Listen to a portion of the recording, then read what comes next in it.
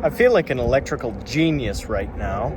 I just came across something that I'm interested to see whether it's a solution or not. Take a look. The other day I bought a 2005 Cadillac Seville. I've been wanting one of these for a long time. If you're a long-time subscriber of the channel, you will know that I have had one of these before. It even had the same tuxedo blue interior, although this one's got a blue exterior and not a silver one. The problem is none of the door speakers work, and also none of the interior lights work. I spent some time searching some Cadillac forums. Nothing crazy really. There was one forum that was on the rear door, or on the door speakers not working, and also the interior lights not working, but no solutions, no nothing. The call was the bad amplifier, which is behind the seat. That's why I'm pointing at the seat. This here is the fuse for the interior lights, and this here is the relay for the interior lights. This fuse was blown, so I replaced it naturally. Sure enough, in about 5 minutes, that fuse blew again, and I wasn't developing any kind of a pattern. I was just working around the car, so I wasn't exactly sure why or when it blew. This relay, though, is for the interior lights, and it is always extremely hot. Doesn't matter if the fuse is good or not, it's always really hot. Right now it's not because I've disconnected the battery. But I hooked up my multimeter, blew the fuse on this one. Luckily, this thing is probably stronger than a dinosaur and is as old as one, so it didn't blow. But what I did was hooked it up to see how many amps were flowing. With the doors open, this light on, etc., trunk on. I opened the hood. Turns out there's no light on the hood. Open the trunk. Nothing crazy going on. No huge jump or anything until I opened the driver's door, which is why I have it torn all apart. So as soon as I opened the driver's door, the multimeter beeped and went off the charts.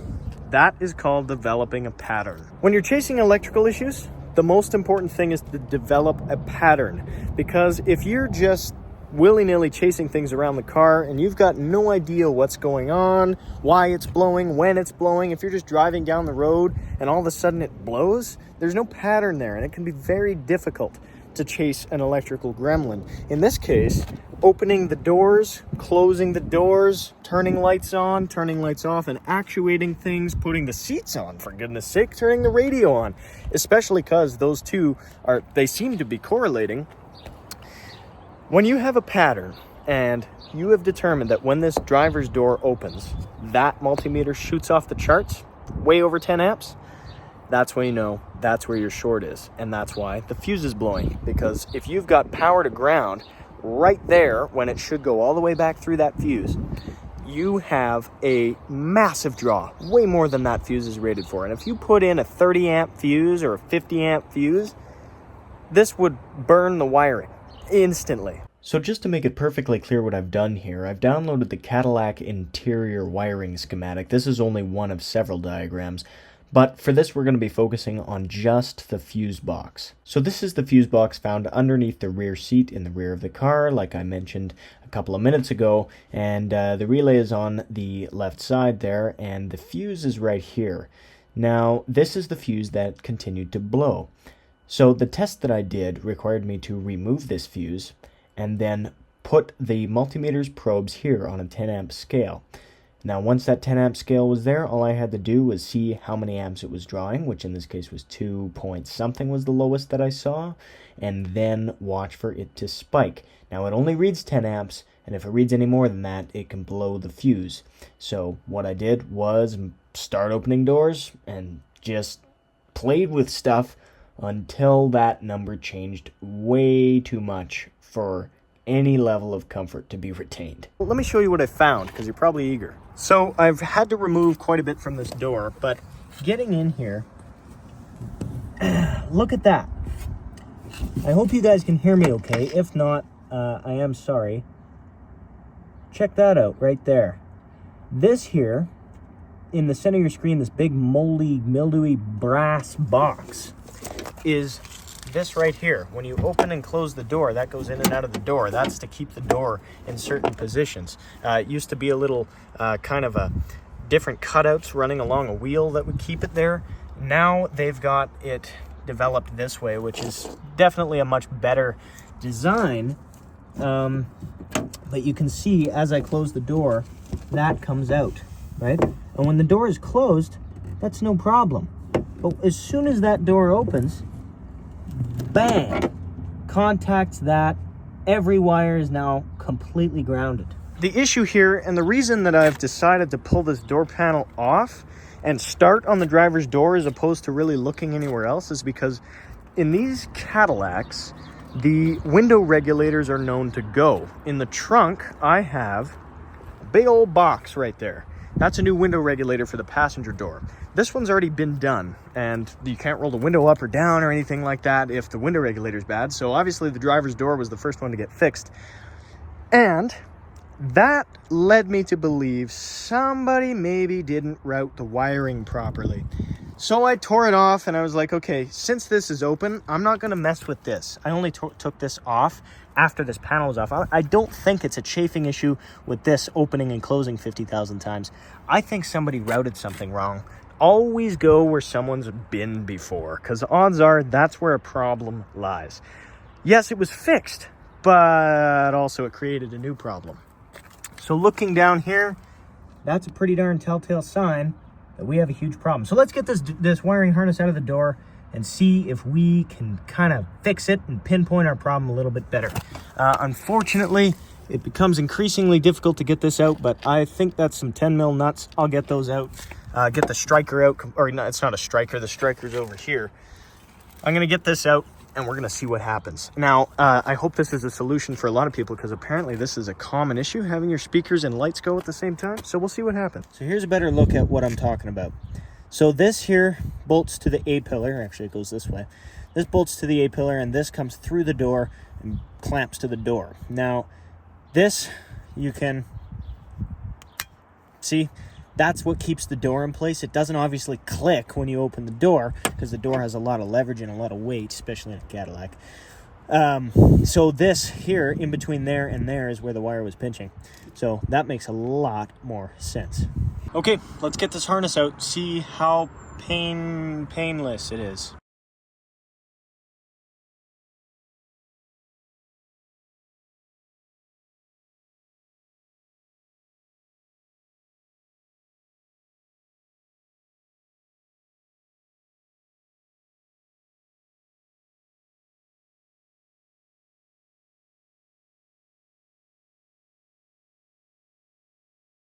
Holy connectors. This is the driver's door of a Cadillac. Just keep that in mind. Back in the 70s, there were 0 wires going to the door. Our wiring harness is out of the door. Alrighty, folks, this is the wiring harness. Now, we can see, I'm not going to pretend to know what all of these go to. I already kind of forget. These all, except for this goes to the speaker right here. The rest of these in my hand go to the driver's door module. What is the driver's door module, Joe? Oh, it's this. It's the front door module. Pardon me, it's a Motorola. This has the automatic window up and down, and the relays. I don't friggin' know. The right rear, right front, left front doors all have their own module that are all on controller area network. It's absolutely stupid. But these wires go to that. This goes to the door panel. Yes, the door panel has modules in it. Don't know what that goes to. I already forget.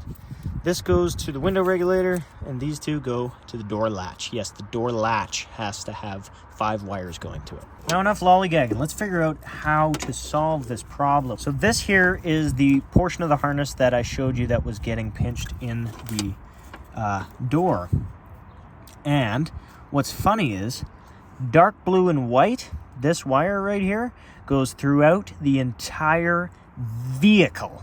It's absolutely ridiculous. Cadillac uses so much of that. It's crazy. This here is our speaker wire. No wonder the amp was trying to short out. I'm surprised the fuse is fine. So these here are our speaker wires, which is great. And this is our interior light right here. That's crazy, which means it should pop out through this harness right here, and it does. There it is right here. This is the one that goes to the door panel, which is the one that has the driver's door light on it. And you can see that's where our short is. All right, now this video would be 10 hours long if I showed you every wire. So I'm not going to show you every wire, but I'm going to show you how I'm going to repair one of them. And then you can kind of infer how I'm going to do the rest. All right, so I took the loom off. Let's get as much working room here as we can. Actually, I'm going to just take all this tape off because Obviously going to be replacing all of this and resealing every component, so I'm not too worried about this tape. Now what I'm going to be using to repair it are just some butt connectors, and then of course some heat shrink, and of course even more so electrical tape, probably this whole roll.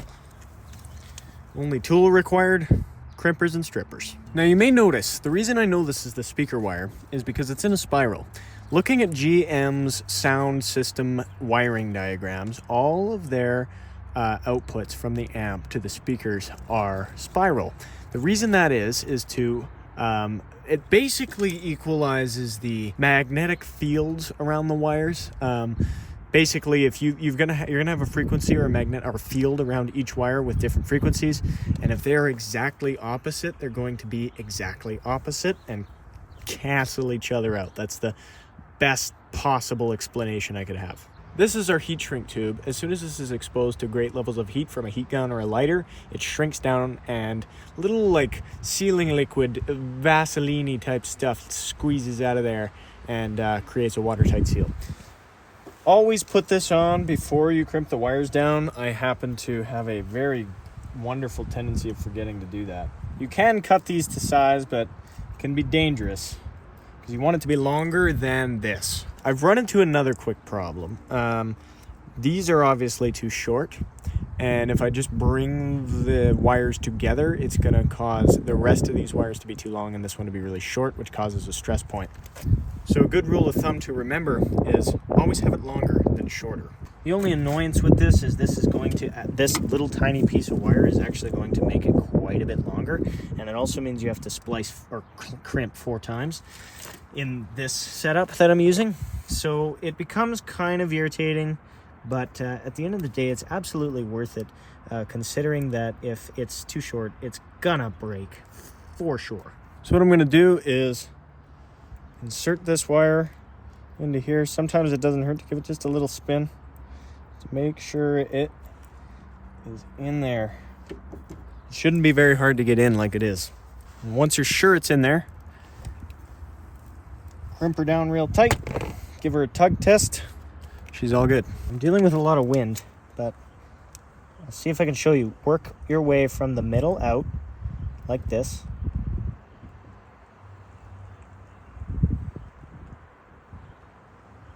And keep the flame moving, because if you hold it in one spot, it'll just melt.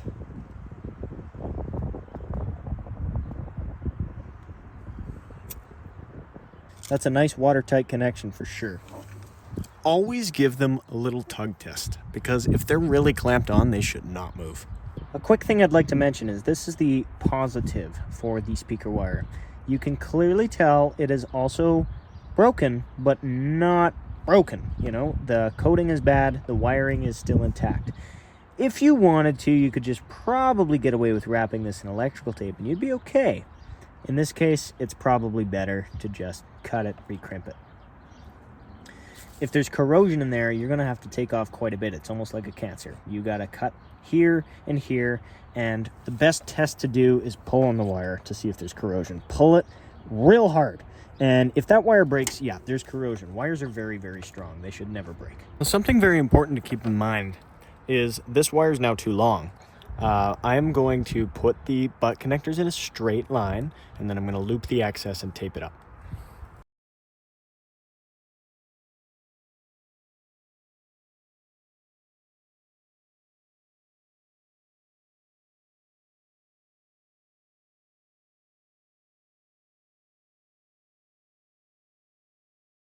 Now, I made a mistake. I didn't test this to make sure it worked first, so we're going to just hope. But anyway, this is going to last the lifetime of the vehicle. Actually, it's going to outlast the North Star probably by about 50 years. So that's that. That's repaired. I'm going to put it back in the door, and we're going to get on with our day. Now for the fun part. Let's figure out how to reroute all this crap.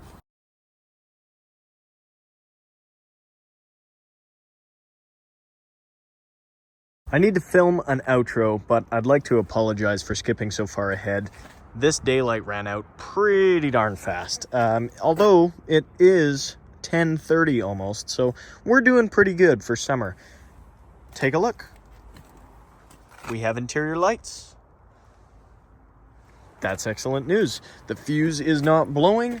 The one thing is I had to zip tie this wiring harness here to the door so that the detent there wouldn't contact it. So otherwise, this thing is completely fixed. Speaker still doesn't work. You can actually hear the ever slightest crackle coming from it, which means that the amp is most likely shorted out for the door speakers.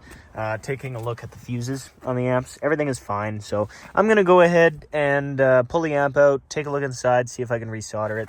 And if I can, then that saves me from having to buy an amp. If not, it's the way it goes. I'd like to thank you guys for watching the video. I hope that this was useful. This issue may not actually be replicated in anybody else's case, considering the fact that this door had been altered from its factory condition. Somebody had definitely been in there and changed some things around. So maybe it is, maybe it's not. I'm not sure. If this was useful to you, please let me know and leave a like if it was, that's for sure. But I'm going to leave you for now. I'll see you guys in the next video, which is probably going to be soon on that amplifier maybe. I don't know if I want to pull it out tonight, but I'll definitely do it tomorrow. So I'll see you guys soon in the next video. Take it easy. Bye-bye.